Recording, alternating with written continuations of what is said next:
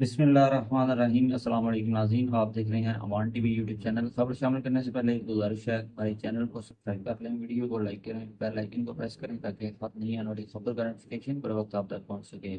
ناظرین، گجرات کی سیاست کے حوالے سے آپ کو ایک اہم اپڈیٹ جو آپ سے شیئر کرنے جا رہے ہیں۔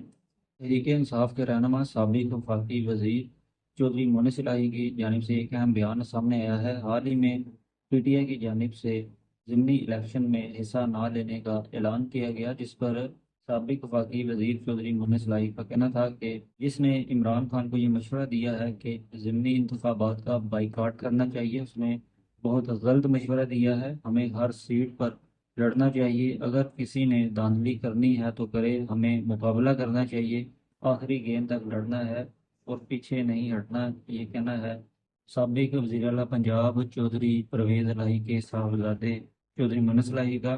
اور اس حوالے سے انہوں نے عمران خان کے اس فیصلہ سے اختلاف کیا ہے اور ان کا کہنا ہے کہ ہمیں ہر سیٹ پر الیکشن میں حصہ لینا چاہیے جو کہ آئندہ ضمنی انتخابات ہونے جا رہے ہیں۔ ایک نئی خبر کے ساتھ دوبارہ آپ کی خدمت میں حاضر ہوں گے۔ اگلی ویڈیو تک کے لیے دیجیے اجازت۔ اللہ حافظ۔